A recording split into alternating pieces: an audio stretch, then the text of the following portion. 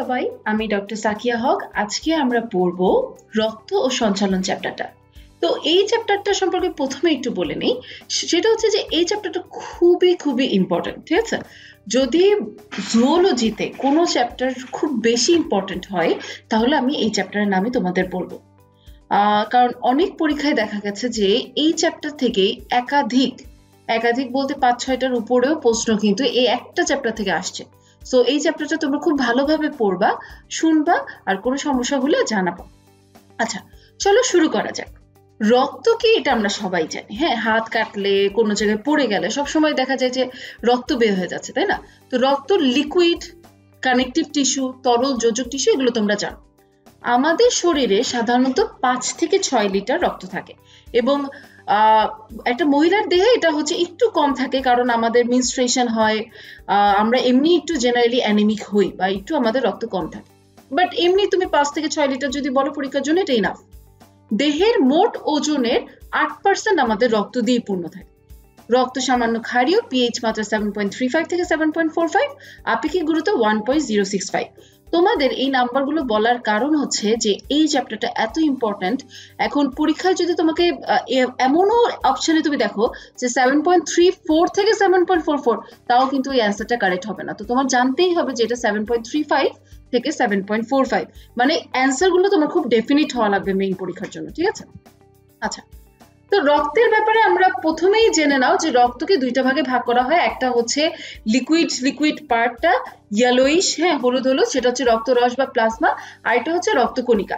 And plasma থাকে 55%, রক্তকণিকা থাকে 45%। Plasma সম্পর্কে এখন, যদি আমাদের বডিতে রক্ত তো তোমরা দেখছোই, তাই না? তো রক্তকণিকা তো বুঝাই যাচ্ছে, রক্তকণিকা ছাড়া যাই থাকবে সবকিছুই হচ্ছে প্লাজমার মধ্যে। যেমন আমি যদি বলি যে হ্যাঁ, তোমার পটাশিয়াম, সোডিয়াম, ক্যালসিয়াম, ম্যাগনেসিয়াম, এই জিনিসগুলো কোথায় থাকে, এগুলো তুমি অবশ্যই বলতেই পারবা যে রক্তকণিকার ভিতরে তো ঢুকে যাবে না, তাই না? তাহলে এটা বাইরে থাকবে, মানে রক্তরস বা প্লাজমার ভিতরে থাকবে। পানি কোথায় থাকবে? রক্তরস বা প্লাজমার মধ্যে থাকে। কত পার্সেন্ট থাকে? 90 to 92%। এই জিনিসগুলো কিন্তু তোমার পরীক্ষার জন্য খুবই বেশি ইম্পর্টেন্ট, কারণ হচ্ছে এগুলো খুব পরীক্ষায় চলে আসে। হ্যাঁ, একদম পার্সেন্টেজ সব। এখন দেখো, প্লাজমা 55%, রক্তকণিকা 45%। ভালো কথা। 55%-এর মধ্যে পানি হচ্ছে 90 থেকে 92%। কঠিন পদার্থকে আবার অজৈব, জৈব দুই ভাগে ভাগ করা হয়। অজৈব নামগুলো তোমরা একবার রিডিং পড়ো, কিন্তু জৈবটা খুব ইম্পর্টেন্ট। হ্যাঁ, যে 7 to 9% থাকে। এটার মধ্যে মেইন যেটা আসে, যে প্লাজমা প্রোটিন কি কি থাকে: অ্যালবিউমিন, গ্লোবিউলিন, প্রোথ্রম্বিন, ফিব্রিনোজেন। হ্যাঁ, এই জিনিসগুলো তোমার জানতে হবে। নাইট্রোজেন গঠিত বর্জ্য পদার্থ একবার রিডিং দিলেই তুমি পারবা, অন্যান্য পদার্থ তুমি একবার রিডিং দিলেই পারবা। তাহলে সবচেয়ে ইম্পর্টেন্ট কি? পার্সেন্টেজ। তারপরে ইম্পর্টেন্ট কি? Plasma protein.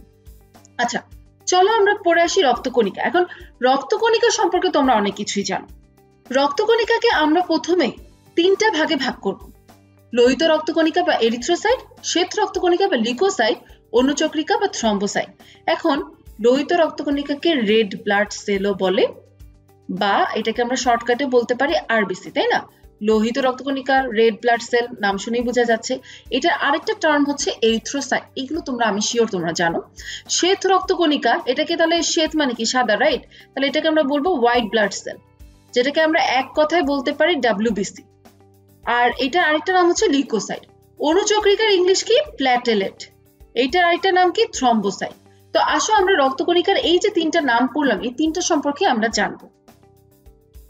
প্রথমে আসতেছি লোহিত রক্তকণিকা নিয়ে। এই ছবিটা একটু দেখো। লোহিত রক্তকণিকা তো দেখতেই পাচ্ছ, তাই না? এইরকম না? তাহলে এটা হচ্ছে দ্বি অবতল চাকতির মতো দেখতে। এবং লোহিত রক্তকণিকার ভিতরে কিন্তু কোনো নিউক্লিয়াস থাকে না। এখন তোমাকে আমি আগে বলি, লোহিত রক্তকণিকা ইংলিশ কি ছিল? এরিথ্রোসাইট না? এরিথ্রোসাইটে কোনো নিউক্লিয়াস থাকে না। কিন্তু এরিথ্রোসাইট যখন ইয়াং থাকে, হ্যাঁ, ছোট্ট থাকে, বাচ্চা অবস্থায়, তখন তার মধ্যে নিউক্লিয়াস থাকে। ঠিক আছে, ওইটাকে বলা হয় এরিথ্রোব্লাস্ট। এই জিনিসটা মনে রাখো। তাহলে মোট কথা, তোমাকে ব্লাস্ট কথাটার মানে হচ্ছে ইমম্যাচিওর বা অপরিণত বা অপরিপক্ক কোষ, আর সাইট মানে হচ্ছে পরিপক্ক কোষ। ঠিক আছে, তাহলে ব্লাস্ট আর সাইটের মধ্যে পার্থক্য তো আশা করি তোমরা বুঝতে পারছো। ঠিক আছে, তাহলে আমি যদি বলি যে বলো তো আরবিসির অপরিপক্ক কোষের বা অপরিণত কোষের নাম কি, তুমি বলতে পারবে এরিথ্রোব্লাস্ট। এরিথ্রোব্লাস্টে কি নিউক্লিয়াস থাকে কি থাকে না? থাকে। আরবিসি সাধারণত কতক্ষণ বাঁচতে পারে? 120 দিন। তাহলে 120 দিন যদি হয় তাহলে তুমি 120 দিন পর পর রক্ত দিতে পারবা, এটা তো তোমরা বুঝতেই পারো। এন্ড আরবিসি কাজ তোমরা জানো যে হ্যাঁ অক্সিজেনকে পরিবহন করে, কার্বন ডাইঅক্সাইডকে পরিবহন করে, যে কোনো বর্জ্য পদার্থকে পরিবহন করে, পুষ্টি জাতীয় পদার্থগুলোকে পরিবহন করে, এগুলো তোমরা মোটামুটি পারবা। আচ্ছা চলো আমরা হচ্ছে ডাব্লিউবিসি তে যাব, তার আগে কিছু কথাটা একটু বলে নিই। লোহিত রক্তকণিকা দ্বি অবতল নিউক্লিয়াসবিহীন জানো। প্রতি ঘন মিলিমিটার রক্তে ভ্রূণ দেহে 80 থেকে 90 লাখ, শিশুর দেহে 60 থেকে 70 লাখ, পূর্ণবয়স্ক পুরুষের 50 লাখ, স্ত্রী দেহে 45 লাখ লোহিত রক্তকণিকা থাকে। খুবই ভালো কথা, এই নাম্বারস গুলো অনেক ইম্পর্টেন্ট। তোমরা একটা জিনিস খেয়াল করো, যত বয়স হচ্ছে হ্যাঁ স্বাভাবিকভাবে কিন্তু লোহিত রক্তকণিকার পরিমাণটা কমছে, ঠিক আছে। স্বাভাবিকভাবে ছেলেদের ক্ষেত্রে যদি 50 লাখ থাকে, মেয়েদের ক্ষেত্রে 45 লাখ হবে, কারণ আমি তোমাদের বলছি যে আমরা মেনস্ট্রুয়েশন আমাদের হয়, তো স্বাভাবিকভাবে রক্ত আমরা কিছু পরিমাণ লুজ করি পার মান্থ, তাই না? আচ্ছা গড় আয়ু বা জীবনকাল একটু আগে বললাম 4 মাস বা 120 দিন। প্রতি 100 মিলিমিটার রক্তে প্রায় 16 গ্রাম হিমোগ্লোবিন থাকে। এই জিনিসটা ইম্পর্টেন্ট। আমাদের রক্ত লাল হয় কেন? হিমোগ্লোবিনের জন্য, রাইট? হিমোগ্লোবিনকে ভাগ করলে কি পাওয়া যায়? হিম প্লাস গ্লোবিন। আচ্ছা একটা আরবিসিতে 29 পিকোগ্রাম হিমোগ্লোবিন অণু থাকে। যদি লোহিত রক্তকণিকা 50 লাখ মানে কি নরমাল একটা পুরুষের দেহে কত থাকে? 50 লাখ। যদি 50 লাখের থেকে 25% কম হয় তাহলে আমরা বলবো অ্যানিমিয়া বা রক্তাল্পতা। অ্যানিমিয়া দেখার জন্য আমরা এই যে চোখটাকে এইভাবে নিচে টানলেই এখানে একটু যদি সাদা সাদা দেখো, পুরোপুরি রক্তটা দেখবা না, লাল লাল যদি না দেখো তাহলে বুঝতে হবে যে অ্যানিমিক সে। অ্যানিমিক মানে রক্তাল্পতা, রক্ত শূন্যতা যেটা বলো। আর যদি এমন হয় যে লোহিত রক্তকণিকা বেশি হয়ে গেল, মানে নরমাল কি বললাম পুরুষের ক্ষেত্রে কত 50 লাখ না, যদি এমন হয় যে 65 লাখের বেশি হয়ে যায় তাহলে যে কন্ডিশন ওইটাকে বলা হয় পলিসাইথেমিয়া। আচ্ছা শ্বেত রক্তকণিকা সম্পর্কে বলবো, তো প্রথমে কয়েকটা কথা বলে নাই। শ্বেত রক্তকণিকা হচ্ছে আমাদের ফাইটার, তাই না? আমার বডিতে কোনো একটা ধরো খারাপ কোনো কিছু ঢুকছে, হ্যাঁ জ্বর-টরের জন্য ব্যাকটেরিয়া বা ভাইরাস কিছু ঢুকছে, আমার শরীর কি করবে? এটা প্রতিরোধ ক্ষমতা দেখাবে, তাই না? তো আমাদের প্রতিরোধ ক্ষমতা যেই দেখায় সেই হচ্ছে মেইনলি শ্বেত রক্তকণিকা, ঠিক আছে। শ্বেত রক্তকণিকার মধ্যে আবার অনেকগুলো ভাগ আছে যেটা আমরা জানবো। দেহের ভ্রাম্যমাণ প্রতিরক্ষাকারী একক হচ্ছে শ্বেত রক্তকণিকা। পরিণত শ্বেতকণিকা হিমোগ্লোবিন বিহীন, এর মধ্যে কোনো হিমোগ্লোবিন থাকে না, অনিয়তাকার, কোনো শেপ টেপ তুমি কিচ্ছু বুঝতে পারবে না, নিউক্লিয়াস যুক্ত। এই জিনিসটা মনে রাখবা যে শ্বেত রক্তকণিকা নিউক্লিয়াস থাকে। গড় আয়ু 1 থেকে 15 দিন। গড় আয়ু অ্যাকচুয়ালি মানে যদিও তোমার বইতে লেখা 1 থেকে 15 দিন, but still I don't agree with that, because শ্বেত রক্তকণিকার মধ্যে না আবার অনেকগুলো তো পার্ট আছে, হ্যাঁ, যেটা আমরা একটু পরে দেখবো। তো এক একটার আয়ুষ্কাল আবার এক এক রকম। তো আমি যে গড়ে বলি তাহলে তো একটা ভেগ হয়ে গেল 1 থেকে 15 দিন, বাট যাই হোক তোমার জানতে হবে। মানবদেহে প্রতি ঘন মিলিমিটার রক্তে প্রায় 4 থেকে 11,000 শ্বেত রক্তকণিকা থাকে, ঠিক আছে। খুবই ইম্পর্টেন্ট একটা কোশ্চেন। লোহিত শ্বেত রক্তকণিকার অনুপাত 700:1, মানে একটা জায়গায় যদি 700টা লোহিত রক্তকণিকা থাকে, আরবিসি থাকে, তাহলে ওখানে মাত্র একটা ডাব্লিউবিসি থাকবে। সংখ্যা যদি শ্বেত রক্তকণিকা বেশি হয় তাহলে বলে লিউকোসাইটোসিস, যদি কম হয় তাহলে বলে লিউকোসাইটোপেনিয়া বা লিউকোপেনিয়া। এখন তুমি মনে রাখবে পেনিয়া কথাটা মানেই হচ্ছে কমে যাচ্ছে, এই জিনিসটা মনে রাখো, তাহলে অনেক কিছু ইজি হবে। আচ্ছা দেখো হোয়াইট ব্লাড সেলস এর মধ্যে তোমরা কি কি দেখতে পাচ্ছ? দেখো প্রথমে আমরা দেখতে পাচ্ছি মনোসাইট, তারপর দেখো ইউসিনোফিল দেখতে পাচ্ছি, হ্যাঁ, বেজোফিল দেখতে পাচ্ছি, তারপরে দেখো নিউট্রোফিল দেখতে পাচ্ছি, লিম্ফোসাইট দেখতে পাচ্ছি, তাই না? এখন ছবিগুলো একটু ভালোভাবে দেখো তো, দেখো যে কোন কোন গুলোর মধ্যে দানা দানা দেখা যায়। তাহলে তুমি বলতেই পারবা যে দানাদার বা গ্র্যানুলোসাইট, দানা ইংলিশ কি? Granule, right? তো গ্র্যানুলোসাইট কারা কারা এখানে? এখন তুমি দেখতে পাচ্ছ ইউসিনোফিলের মধ্যে বড় বড় দানা দেখা যাচ্ছে, তাই না? তাহলে ইউসিনোফিলও হচ্ছে একটা উদাহরণ। বেজোফিল, আর এটা কি? Neutrophil, right? আচ্ছা যদি বলে অদানাদার কারা? অদানাদার হলে তুমি নিজেই বলতে পারবা, হ্যাঁ, মনোসাইট একটা উদাহরণ, লিম্ফোসাইট একটা উদাহরণ, ঠিক আছে। আচ্ছা এখন আমি তোমাকে কোশ্চেন করি, দেখো ইউসিনোফিলের মধ্যে এই যে দানা দানাগুলো দেখা যাচ্ছে, দানা দানাগুলো দেখতে কেমন? একটু লালচে লালচে না? তুলনামূলক একটু চিন্তা করো, বেজোফিলেরটা যেমন, হ্যাঁ, এটা তুলনামূলক লালচে লালচে না? তাহলে ইউসিনোফিলের যে দানাটা সেটা সাধারণত একটু লালচে হয় বা লাল। বেজোফিল কথা রাখবা বি দিয়ে শুরু, তাই না? তাহলে এটা যে দানা এটা বেগুনিও হইতে পারে, বি দিয়ে শুরু হওয়ার জন্য ব্লুও হইতে পারে, যেমন এখানে তুমি ব্লুই দেখবা, তাই না? আসমানি কালারে লাগতেছে। তাহলে বেজোফিলের দানাটা কেমন দেখতে? বেগুনি বা ব্লু। আসো নিউট্রোফিল, অদানাদারের মনোসাইট আর লিম্ফোসাইট নিয়ে তো কথা ওঠে না, তাই না? এটা তো দানাই নাই, তাহলে দানা নিয়ে আমরা আর কথা বলবো কিভাবে? নিউট্রোফিল নাম শুরুই হয়েছে নিউট্রো দিয়ে, নিউট্রো মানে কি নিউট্রাল না, তাহলে এর যে দানা এটা অ্যাকচুয়ালি ট্রান্সপারেন্ট টাইপের কালার, এটার আসলে কোনো কালার বোঝা যায় না, ঠিক আছে? তাহলে আশা করি তোমরা এইটুকু ক্লিয়ার। এরপরে আসি, দেখো তোমাকে যদি আমি বলি, আচ্ছা বলো তো এখানে দুইটা নিউক্লিয়াসের খণ্ড দেখা যাচ্ছে কার? ইওসিনোফিলের একটা দুইটার মতো খণ্ড দেখা যাচ্ছে না? তাহলে ইওসিনোফিলের নিউক্লিয়াসটা সাধারণত 2 থেকে 3 খণ্ড বিশিষ্ট হয়, কিন্তু নিউট্রোফিল দেখো কয়টা, 3টা দেখা যাচ্ছে, কিন্তু এটা 2টা থেকে 7টা পর্যন্ত হইতে পারে, ঠিক আছে? তাহলে নিউট্রোফিল যেটা, হ্যাঁ এটা নিউট্রোফিল, নিউট্রোফিল 2টা থেকে 7টা পর্যন্ত হইতে পারে। আচ্ছা, বেজোফিলের মধ্যে দেখো, বেজোফিলের নিউক্লিয়াসটা কেমন জানি কিডনির মতো না কিছুটা, আবার দেখো মনোসাইটের নিউক্লিয়াসটা জানি কেমন কিডনির মতো। তাই তোমাকে যদি বলে কোন কোন শ্বেত রক্তকণিকার নিউক্লিয়াসটা বৃক্কাকার বা কিডনি শেপ বা শিমির বিচির মতো, তাহলে তুমি বলতেই পারবা বেজোফিল আর মনোসাইট, রাইট? যদি বলি গোলকার, তাহলে আর বাকি থাকে কি? লিম্ফোসাইট। লিম্ফোসাইট হচ্ছে কিন্তু ডাব্লিউবিসি যতগুলো কোষ আছে তার মধ্যে সবচেয়ে ছোট, কিন্তু সবচেয়ে ছোট হলে কি হবে, এটা নিউক্লিয়াসটা কিন্তু যথেষ্ট বড়। তোমাকে যদি এইরকম একটা ট্রিকি কোশ্চেন করে, যে ধরো কোশ্চেনটা এরকম যে একটা কোষের নিউক্লিয়াস আর কোষের জায়গার অনুপাতে সবচেয়ে বড় নিউক্লিয়াস তুমি ডাব্লিউবিসির কোনটার মধ্যে দেখছো, তাহলে তুমি বলতেই পারবা লিম্ফোসাইট, রাইট? তাহলে এই জিনিসগুলো হচ্ছে মেইনলি আমাদের জানতে হবে। আরো কি কি জানতে হবে, যে এগুলোর কাজের মধ্যে কি বলবো, এই যে ইওসিনোফিল যেটা, হ্যাঁ এটা কিন্তু আমাদের অ্যালার্জির জন্য দায়ী। যেমন আমি তোমাকে একটু বুঝাই বলি, ধরো তোমরা দেখবা কি যে তুমি বসে আছো একটা জায়গায়, তোমার পাশে তোমার ফ্রেন্ডও বসে আছে, এবং তোমার ফ্রেন্ড হাঁচি দিচ্ছে না, কাশি দিচ্ছে না, কিন্তু তুমি কাশতে কাশতে হাঁচি দিতে দিতে মরে যাচ্ছ। মাঝে মাঝে কিন্তু এরকম হয় যে একটু বেশি বেশি হাঁচি আসে, বেশি বেশি কাশি আসে। তো দেখা যায় কি নর্মাল হয়তো একটা জীবাণু তোমার শরীরে ঢুকছে, নর্মাল শরীরে জীবাণু ঢুকলেই কিন্তু বডিতে একটা অ্যালার্ট আসে যে হ্যাঁ কে জানি একটা জীবাণু ঢুকছে। তো ইওসিনোফিল কি করে, যখনই এরকম একটা নর্মাল জীবাণু ঢুকে তখন সে যে মাতবরি করে, হ্যাঁ কি আসছে দেখি, একটু যায় দেখে আসি, এই করতে যে সে আমাদের একটা অ্যালার্জির রিয়াকশন করে। তাহলে ইওসিনোফিলের কাহিনী তো তুমি বুঝলা, একটু হইলো। বেজোফিল কিন্তু হেপারিন আর হিস্টামিনটাকে সিক্রেট করে, হেপারিনের কাজ তো তোমরা জানোই। আচ্ছা গেল, নিউট্রোফিল কিন্তু আমাদের হচ্ছে ফ্যাগোসাইটোসিসে হেল্প করে, ঠিক আছে? লিম্ফোসাইট থেকে অ্যান্টিবডিও তৈরি হয়, মনোসাইট থেকে হয়, তার মানে আমরা ফ্যাগোসাইটোসিসের কথা বলতে পারি। ফ্যাগোসাইটোসিস কথাটা মানে কি, একটা জীবাণু দেখবে খপ করে খায় ফেলবে, এইটাই তো ফ্যাগোসাইটোসিস, তাই না? আচ্ছা, তাহলে কাজগুলো আমাদের মোটামুটি হইলো, তাই না? আমরা চলে যাচ্ছি এখন অনুচক্রিকায়। অনুচক্রিকা বা প্ল্যাটেলেট বা থ্রম্বোসাইট, থ্রম্বাস কথাটার মানে কি? হ্যাঁ, থ্রম্বাস মানে জমাট বাঁধা, একটা জায়গায় যদি কোনো কিছু জমাট বেঁধে যায় তাহলে ওটাকে আমরা ইংলিশে থ্রম্বাস বলতে পারি, ঠিক আছে? তাহলে অনুচক্রিকার একটা নাম থ্রম্বোসাইট, এটা দেখেই বোঝা যায় যে সে আসলে রক্ত জমাট বাঁধতে হেল্প করে। কারণ তুমি বলতে পারো যে রক্ত জমাট বাঁধার কি হেল্প করার কি দরকার? আবার হেপারিন তাহলে কি কাজ করে? হেপারিন রক্ত জমাট না বাঁধতে সাহায্য করে। এই যে আমার যদি কোনো জায়গায় রক্ত জমাট বেঁধে যেত, তাহলে তো আমি কিন্তু ধুম করে মরে যেতাম, ঠিক আছে? কিভাবে ধুম করে মরে যেতাম, ধরো আমার ব্রেনে হচ্ছে একটা জায়গায় রক্ত সাপ্লাই বন্ধ হয়ে গেছে, তাহলে আমার ব্রেনের চারপাশে কি আর রক্ত পাবে না, তাহলে আমার ব্রেন ডেড হয়ে যাবে না? তারপরে হার্টে, হ্যাঁ ধরো রক্ত পাচ্ছে ভালো কথা, একটু করে বন্ধ হয়ে গেল, তাহলে হার্ট সাপ্লাই পাবে না। হার্ট যদি সাপ্লাই না পায় তাহলে হার্ট বিট করবে, হার্ট যদি বিট না করে তাহলে সারা বডিতে রক্ত যাবে না। তো স্বাভাবিকভাবে হচ্ছে যে থ্রম্বাসটা ইম্পর্টেন্ট কেন? হ্যাঁ, এতক্ষণ তো বললাম যে কেন হেপারিনটা দরকার, কেন রক্ত চলাচল ভালোভাবে দরকার, তাই না?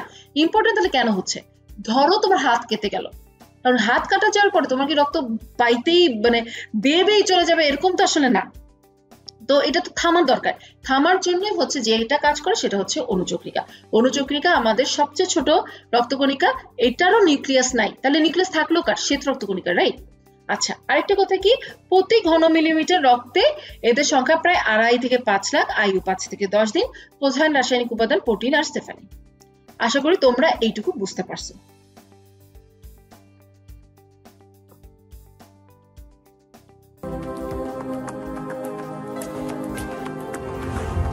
In a first step towards clot formation, platelets are recruited to the site of vessel injury by now exposed molecules of the vessel wall, such as collagen and von Willebrand factor. This factor mediates the linking of platelets to collagen via a specific receptor in the platelet membrane. The resulting change of shape of the platelet from its resting state into the dendritic form indicates activation. The activated platelet in turn releases prothrombotic molecules such as adenosine diphosphate, ADP. By binding to its receptors, ADP induces aggregation.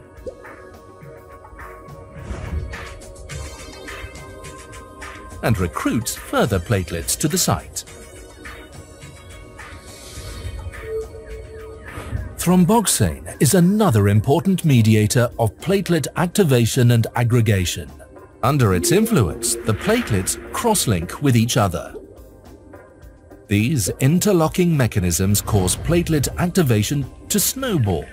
The clot grows rapidly. Activated platelets also trigger the coagulation cascade and thus the formation of thrombin. Thrombin, in turn, stimulates platelet activation even further, a continuous feedback loop. Additionally, thrombin induces the formation of fibrin for the mesh stabilizing the clot. The self-reinforcing process of platelet activation, crucial in the formation of blood clots, is an obvious therapeutic target in conditions caused by inappropriately triggered blood coagulation. আশা করি ভিডিওটা তোমাদের ভালো লেগেছে। আমি একটু summarise করি। প্রথম কথা, রক্ততঞ্চনের কাজ তো তোমার অনুচক্রিকা, তাই না? তো অনুচক্রিকা রক্ততঞ্চন করবে, ভালো কথা, কিন্তু রক্ততঞ্চন করতে বেশ কিছু ফ্যাক্টর রাখে, প্রায় 13টার মতো ফ্যাক্টর।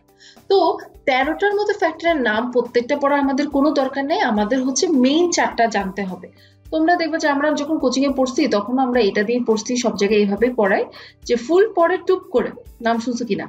হ্যাঁ, অনুচক্রিকার মধ্যে এই কয়টা জিনিস থাকে, হ্যাঁ, খুব ইম্পর্টেন্টলি আর কি রক্ততঞ্চনের জন্য মেইনলি এগুলো ইম্পর্টেন্ট। সেটা হচ্ছে ফতে হচ্ছে ফাইব্রিনোজেন, হ্যাঁ, বা ফিব্রিনোজেন যেটা বলো। পিতে হচ্ছে প্রোথ্রম্বিন, টিতে হচ্ছে থ্রম্বোপ্লাস্টিন, আর কতে হচ্ছে ক্যালসিয়াম। এখন ধরো কোন একটা জায়গায় কেটে গেছে, এখন ওখান থেকে রক্ত বের হচ্ছে, তো রক্ত বের হলে প্রথমে কি হবে? অনুচক্রিকা ওখানে দৌড়ে যাবে, তাই না? অনুচক্রিকা থেকে যেটা পাচ্ছি আমরা সেটা হচ্ছে থ্রম্বোপ্লাস্টিনটা। এই যে এইটা থ্রম্বোপ্লাস্টিন ক্যালসিয়ামের সাথে মিশে প্রোথ্রম্বিনকে থ্রম্বিনে পরিণত করে। ওই যে থ্রম্বিনটা হবে, হ্যাঁ, ওই থ্রম্বিন আবার এই ফাইব্রিনোজেনকে ফাইব্রিন বা জালকের মতো, ফাইব্রিন ফাইবার বুঝো না, সুতার মতো।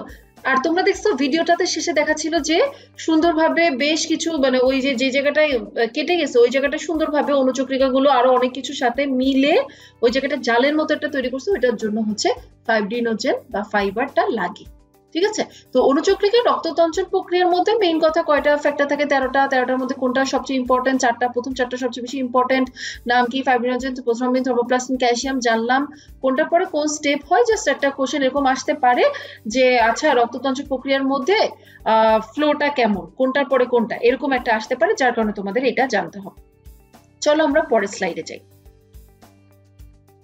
লসিকাতন্ত্র, রক্ত সংবহনতন্ত্র যেমন ইম্পর্টেন্ট, লসিকাতন্ত্র তেমন ইম্পর্টেন্ট। লসিকাতন্ত্র হচ্ছে আমাদের এমন একটা জিনিস যেটা হচ্ছে আমাদের কি বলবো, একটা অ্যালার্ট দেয়।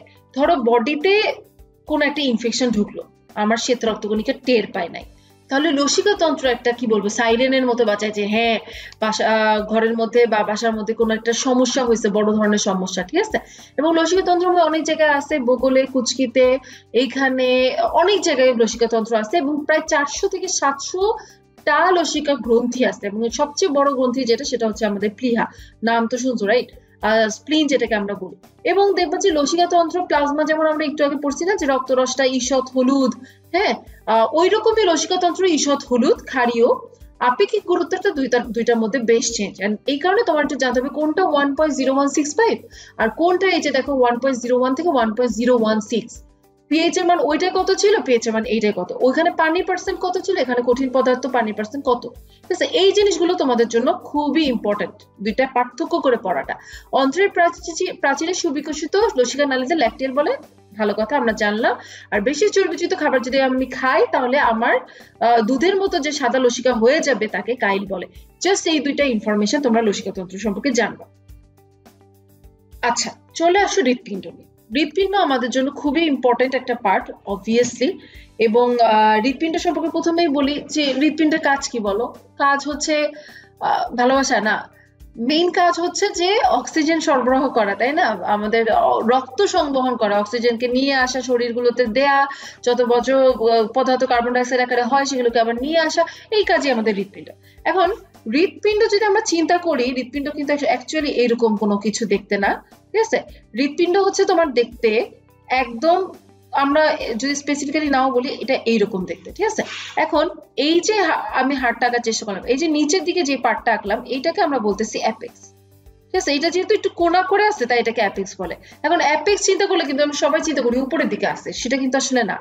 আর এই যে উপরের পার্টটা, এটাকে বলা হয় বেস।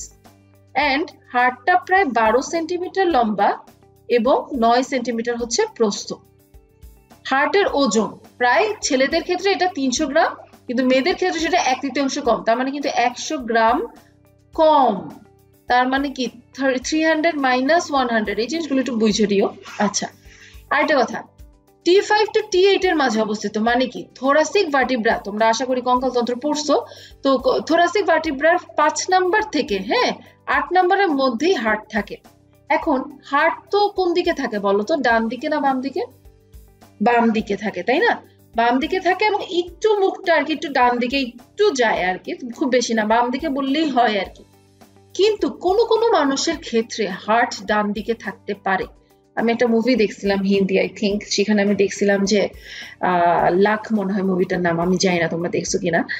ইমরান খান থাকে ওখানে, হচ্ছে ভিলেন তাকে গুলি করে, কিন্তু সে হচ্ছে মরে না, কারণ হচ্ছে তার পরে দেখা যায় যে একদম বুক বরাবর গুলি করে, পরে দেখা যায় যে তার হার্ট হচ্ছে উল্টা দিকে। এবং হার্ট যে উল্টা দিকে থাকে, এটাকে আমরা বলি ডেক্সট্রোকার্ডিয়া। ডেক্সট্রো মানে কিন্তু রাইট, তোমরা যে ইয়াতে কেমিস্ট্রিতে পড়ছো না, ডেক্সট্রো রোটেটরি, লেভো রোটেটরি, ডানাবর্ত বামাবর্ত, ওই রকম আর কি, ডেক্সট্রোকার্ডিয়া গেল। আচ্ছা, যদি এমন হয় কোনো পেশেন্টের, এটা খুব রেয়ার, যদি এমন হয় কোনো পেশেন্টের বা কোনো মানুষের সবকিছুই উল্টা, সবকিছু উল্টা বলতে আমি কি বুঝাচ্ছি, লিভার ডান দিকে থাকে তার লিভারটা বাম দিকে, স্টোমাক বাম দিকে থাকে তার স্টোমাকটা ডান দিকে, তার হার্ট বাম দিকে থাকার কথা, হার্টটা হচ্ছে ডান দিকে, মানে সবকিছু আমাদের যেমন আছে তাদের ক্ষেত্রে সেটা উল্টায় যায়। তাই যদি হয় তাহলে এই যে সিচুয়েশনটা, এটাকে বলা হয় সাইটাস ইনভার্সাস। জাস্ট এটা জানার জন্য জেনে রাখলে, কিন্তু ডেক্সট্রোকার্ডিয়াটা ইম্পর্টেন্ট, ঠিক আছে? আচ্ছা, আরেকটা কথা বলি, হার্টের বাইরে দুইটা আবরণ থাকে, একটা হচ্ছে তন্তুময় বা ফাইব্রাস পেরিকার্ডিয়াম, আর একটা হচ্ছে সেরাস পেরিকার্ডিয়াম। পেরিকার্ডিয়ামটা কিন্তু যতটুকু আমি তোমাকে বুঝাইতে পারবো, ধরো একটা জামার মতো।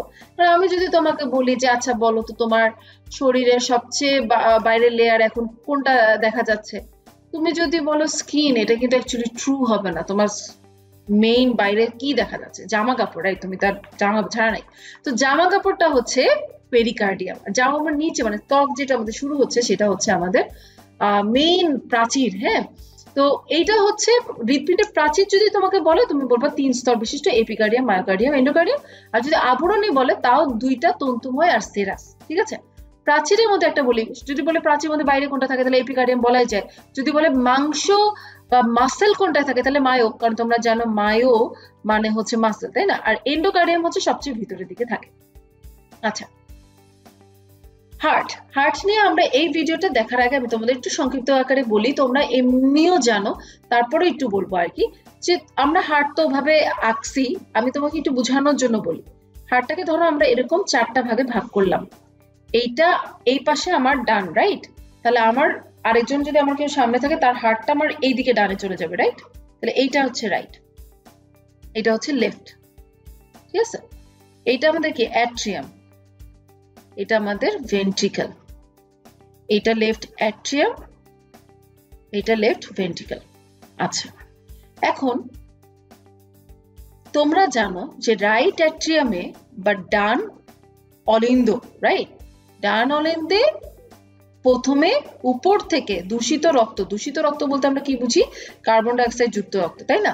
কার্বন ডাইঅক্সাইড যুক্ত রক্ত আমাদের হার্টটা যদি এখানে হয়, উপর থেকে নিয়ে আসতেছে হচ্ছে সুপিরিয়র ভেনা কাভা, নাম তো শুনছো তাই না? Superior vena CAVA.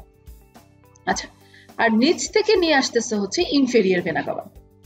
তার মানে সারা শরীরে যত রক্তের মধ্যে দূষিত পদার্থ ছিল কার্বন ডাইঅক্সাইডের মাধ্যমে, যদি কার্বন ডাইঅক্সাইডটা এইখান থেকে উপর থেকে সুপিরিয়র ভেনা কাভার মাধ্যমে ঢুকে ইনফেরিয়র ভেনা কাভার মাধ্যমে নিচের পার্টটা ঢুকলো, কোথায় ঢুকলো? রাইট অ্যাট্রিয়ামে ঢুকলো। রাইট অ্যাট্রিয়াম থেকে কই যাবে? রাইট ভেন্ট্রিকলে, তাই না? আচ্ছা, রাইট ভেন্ট্রিকল থেকে কই যাবে? পালমোনারি, পালমোনারি ভেসেলসে, তাই না? এখন তোমরা জানো, শুনছো মনে হয় যে আমাদের অক্সিজেন ক্যারি করে কে ধমনী, আমাদের কার্বন ডাইঅক্সাইড যুক্ত রক্ত ক্যারি করে কে শিরা, তাই না? কিন্তু এটা একটা ব্যতিক্রম আছে, ব্যতিক্রমকে পালমোনারি বা ফুসফুসীয়, ঠিক আছে? ফুসফুসীয় ধমনী আর শিরা কি করে? উল্টা কাজটা করে। তাহলে ফুসফুসীয় ধমনী কোনটা নিবে? কার্বন ডাইঅক্সাইড যুক্ত রক্ত নিবে। আর ফুসফুসীয় শিরা কোনটা নিবে? অক্সিজেন যুক্ত রক্ত নিবে। এখন এই জায়গাটায় কার্বন ডাইঅক্সাইড ভরা ছিল না অক্সিজেন ভরা ছিল? উপর থেকে যে সুপিরিয়র ভেনা কাভা নিয়ে আসলো, নিচে থেকে যে ইনফেরিয়র ভেনা কাভা নিয়ে আসলো, এখানে কি কার্বন ডাইঅক্সাইড যুক্ত রক্ত ছিল নাকি অক্সিজেন যুক্ত রক্ত? আমি শিওর যে তোমরা জানো এখানে কার্বন ডাইঅক্সাইড যুক্ত রক্ত ছিল।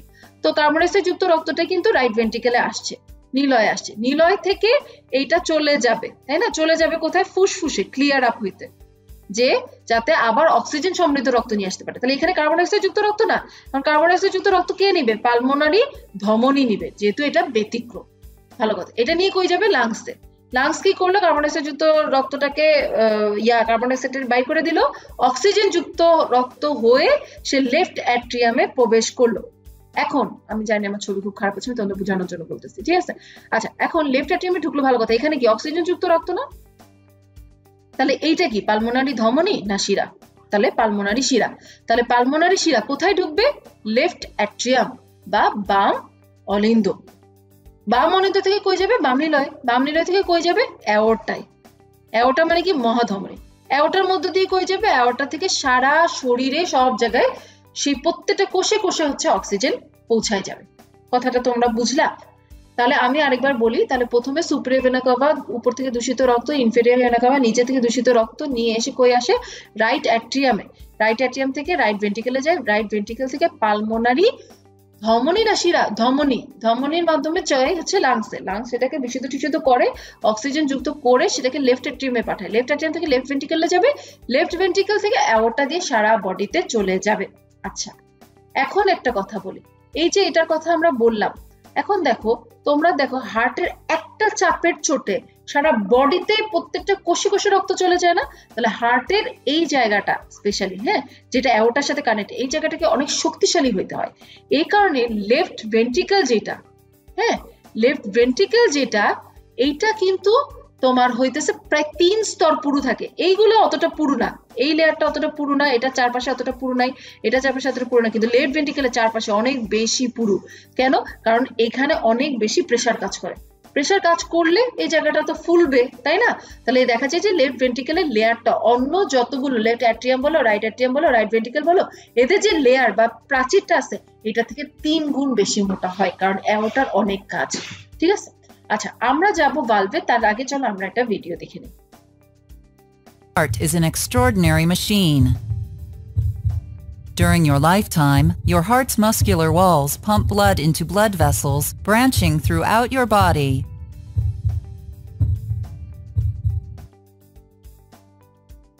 Your heart has 4 chambers. 2 upper chambers, called the left and right atria, and 2 lower chambers, called the left and right ventricles, contract in a steady rhythm known as your heartbeat. During a normal heartbeat, blood from your tissues and lungs flows into your atria, then into your ventricles. Walls inside your heart, called the interatrial and interventricular septa, help keep the blood on left and right sides from mixing.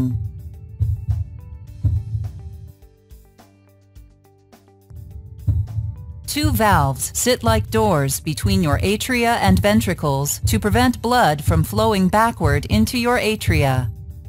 The tricuspid valve opens into your right ventricle,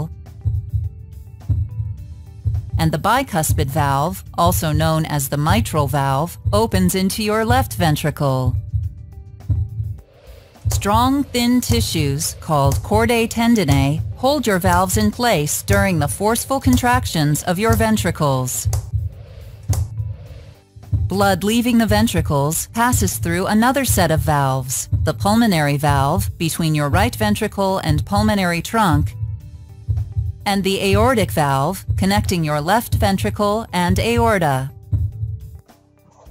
হ্যাঁ হ্যাঁ, আমি জানি যে তোমরা ভিডিওটা সম্পর্কে জানো, তোমরা জানো অ্যাট্রিয়াম ভেন্ট্রিকেল কোনটা, তারপর আমি ভাবলাম তোমাদের একটু দেখাই।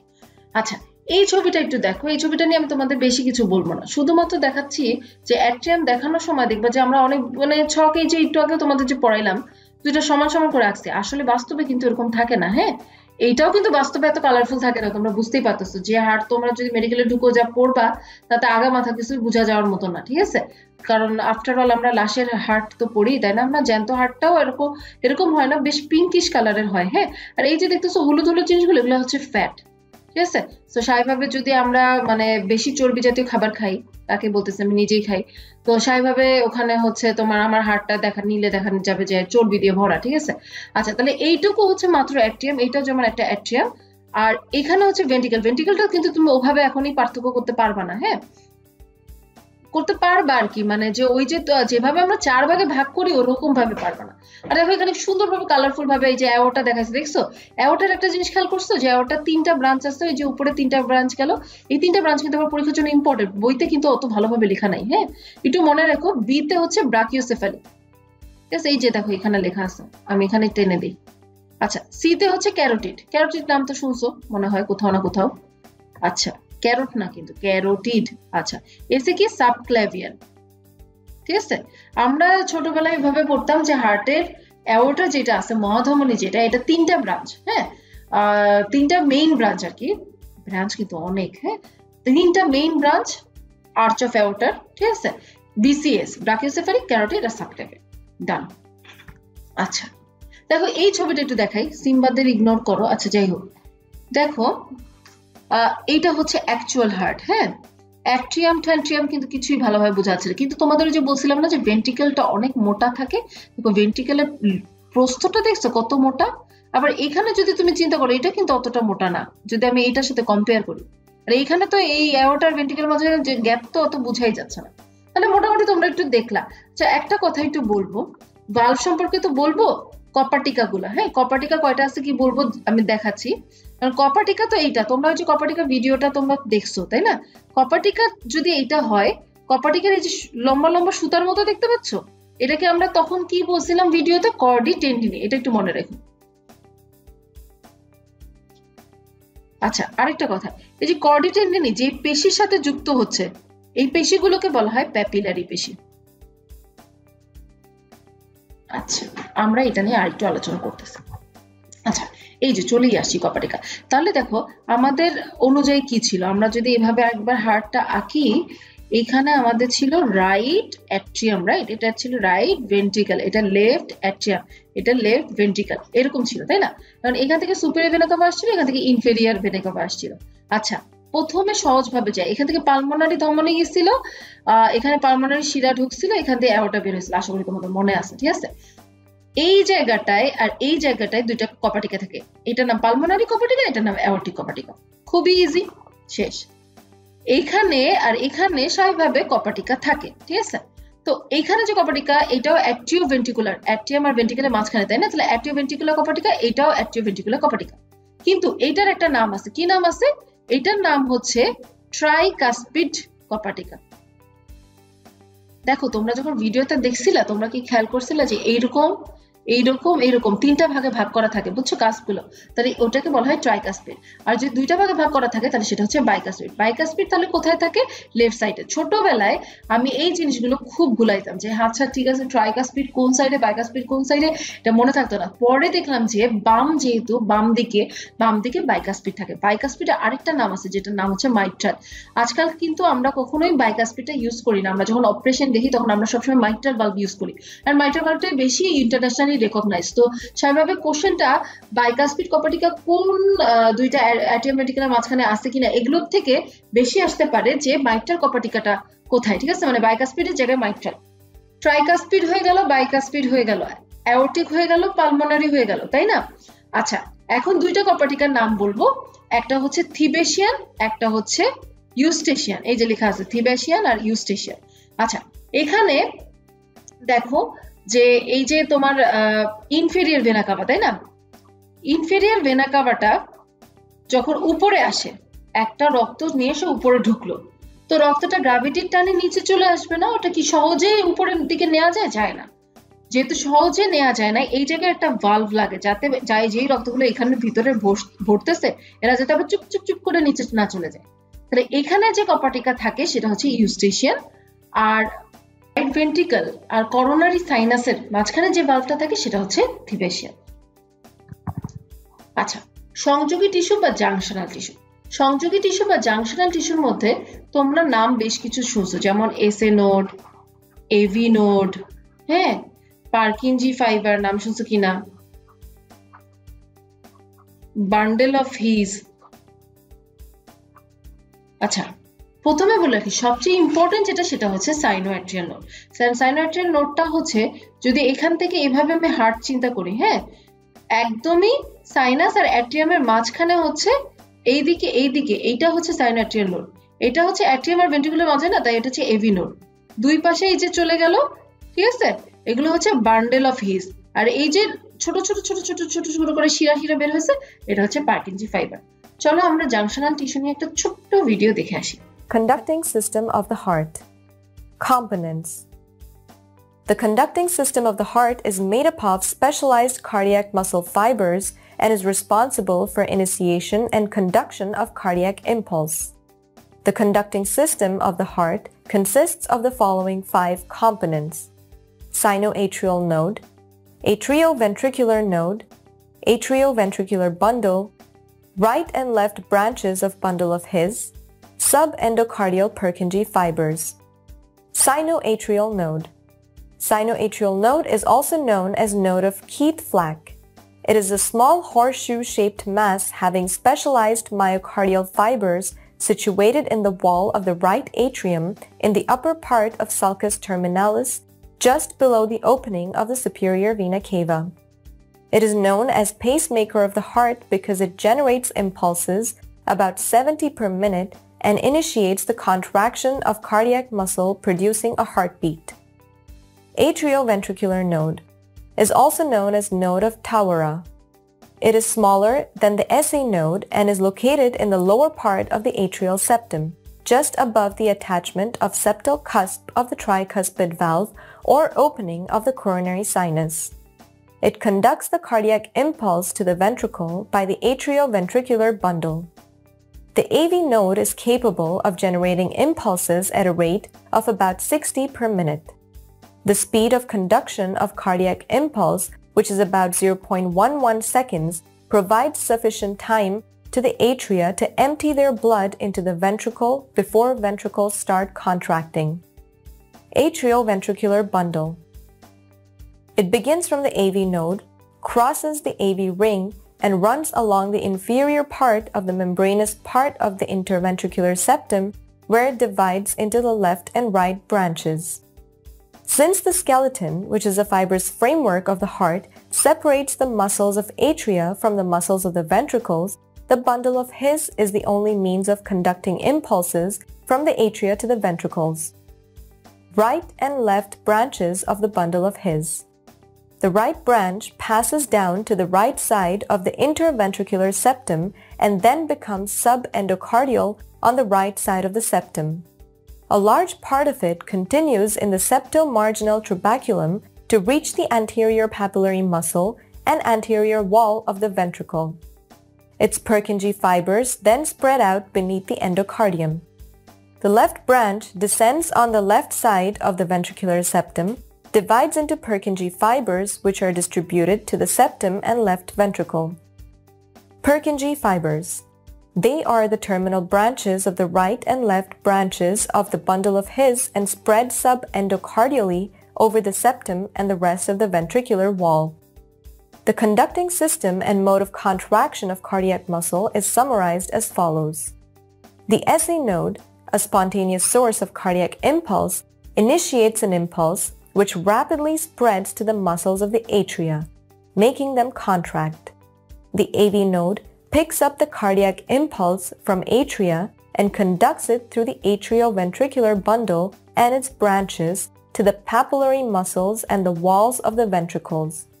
The papillary muscles contract first to tighten the chordae tendineae, and then the contraction of the ventricular muscle occurs. তো সংযোগী টিস্যু সম্পর্কে আমরা মোটামুটি যা জানছি তাই যথেষ্ট। SA node, AV node, Purkinje fibre, bundle of His এইটুকু জানলেই হবে। আসো আমরা একদমই চ্যাপ্টারের শেষের দিকে আস্তে আস্তে চলে যাচ্ছি। তো প্রথমে আসো কার্ডিয়াক চক্র নিয়ে। কার্ডিয়াক চক্র নিয়ে একটা জিনিসই বলবো, যখন আমাদের এই অ্যাট্রিয়াম বা ভেন্ট্রিকল কোনো কিছু যদি চাপ খায়, এরকম সংকুচিত হয়, তাহলে সেটাকে বলা হয় সিস্টোল। যদি প্রসারিত হয় তাহলে সেটাকে বলা হয় ডায়াস্টোল। এবং এই সিস্টোল এবং ডায়াস্টোল আমরা মেজার করতে পারি, কি যন্ত্র দিয়ে মেজার করতে পারি, সেটাকে বলা হয় স্ফিগমোম্যানোমিটার। ঠিক আছে, খুবই ইম্পর্টেন্ট। এবং একটা সংকোচন হইলো একটা প্রসারণ হইলো, এটাকেই বলা হয় হার্টবিট বা হৃদস্পন্দন। একটা মানুষের শরীরে সাধারণত প্রতি মিনিটে 70 থেকে 80 বার পর্যন্ত হার্টবিট, হার্ট রেট ওটা হতে পারে, এবং গড়ে স্বাভাবিকভাবে 70 থেকে 80 করলে 75ই হয়, এটা নতুন কোনো কিছু না। প্রতিটা হৃদস্পন্দন সম্পন্ন করতে সিস্টোল ও ডায়াস্টোলের চক্রাকার, হ্যাঁ, ডায়াস্টোলের চক্রাকার ঘটনাবলীকে কার্ডিয়াক চক্র বলে। এবং এই চক্রের সময়কাল দেখো 0.8 সেকেন্ড। আচ্ছা, কেন এটা ইম্পর্টেন্ট সেটা বলি। কার্ডিয়াক চক্রের 4টা ধাপ আছে, একটা হচ্ছে অ্যাট্রিয়ামে ডায়াস্টোল, অ্যাট্রিয়ামে সিস্টোল। কারণ অ্যাট্রিয়াম একবার চাপ খাবে, একবার প্রসারিত হবে, তাই না? একবার ভেন্ট্রিকল চাপ খাবে, একবার ভেন্ট্রিকল প্রসারিত হবে। তো এই যে নাম্বারগুলো, হ্যাঁ, অ্যাট্রিয়ামে ডায়াস্টোল আর সিস্টোল মিলে দেখো 0.8 সেকেন্ড, 0.3 আর 0.5 মিলায় দেখো 0.8 সেকেন্ড। এই জিনিসটা, তার মানে কার্ডিয়াক চক্র আমরা একটু আগে কি দেখলাম, যে কার্ডিয়াক চক্র 0.8 সেকেন্ড ধরে হচ্ছে সময়কাল। এটাই হচ্ছে সেই হিসাবটা পরীক্ষার জন্য খুবই ইম্পর্টেন্ট। রক্তচাপ 2 ধরনের, যদি তুমি চাপ দাও, তোমার হার্ট যখন চাপ দিবে বা সংকুচিত হবে, সেটাকে আমরা কি বললাম, সিস্টোল, তাই না? তাহলে সিস্টোলিক প্রেসার, চাপ দিলে কি প্রেসার বেড়ে যাবে না? তাহলে সিস্টোলিক প্রেসারটা কিন্তু একটু বেশি থাকে, 110 থেকে 120 থাকে। ডায়াস্টোলিক প্রেসার কত থাকে, 70 থেকে 80। এবং যন্ত্র নাম তো দেখতেই পাচ্ছ, স্ফিগমোম্যানোমিটার। এখানে কথা হচ্ছে যে যতই আমরা হচ্ছে 70 থেকে 80, 110 থেকে 120 বলি, তারপরও উচ্চ রক্তচাপ আমরা তখনই বলবো যদি এমন হয় যে একদমই 140, হ্যাঁ, উপরেরটা মানে সিস্টোলিকেরটা 140/90 এর উপরে যদি চলে যায়, তাহলে আমরা চিন্তা করবো যে আচ্ছা ঠিক আছে, এখন মেডিকেশন দেওয়া যায় কিনা, কোনো কিছু ইনভেস্টিগেশন করা যায় কিনা, তখন আমরা ভাববো। ঠিক আছে, আচ্ছা। আর এমনি তোমার 110 থেকে 120 এগুলো খুবই নর্মাল, এগুলো নিয়ে চিন্তা করার কিছু নাই। ডায়াস্টোলিক চাপও 70 থেকে 80 বেশ নর্মাল, এগুলো নিয়ে চিন্তা করার কিছুই নাই। রক্তনালীর প্রকারভেদ, 3 ধরনের প্রকারভেদ আছে, তোমরা অলরেডি জানো। ধমনী, শিরা, বৈশিচারিকা। তোমরা জানো যে ধমনী হচ্ছে অক্সিজেন যুক্ত রক্ত পরিবহন করে, আর শিরা হচ্ছে কার্বন ডাইঅক্সাইড যুক্ত রক্ত পরিবহন করে। হ্যাঁ, এখন আমি যদি আর্টারি আর ভেইন এই দুইটারে স্লাইস করতে যাই, তাহলে মোটামুটি এদের গঠন একই রকম। যেমন ধমনী বা শিরা দুইটারই বাইরের দিকে থাকে টিউনিকা অ্যাডভেন্টিসিয়া থাকে, ঠিক আছে। যদি মাঝের দিকে হয় তাহলে মিডিয়া, মিডিয়া মানেই মাঝখানে। আর একদম ভিতরের দিকে যদি থাকে তাহলে সেটা হচ্ছে ইন্টিমা। ঠিক আছে, ধমনী কাজ তো তুমি জানো অক্সিজেন যুক্ত রক্ত পরিবহন করে, শিরা কাজ তুমি জানো কার্বন ডাইঅক্সাইড যুক্ত রক্ত পরিবহন করা। বাট এখন হচ্ছে অক্সিজেন যদি ব্যতিক্রম যদি জিজ্ঞেস করো, তাহলে পালমোনারি, ধমনী বা শিরা।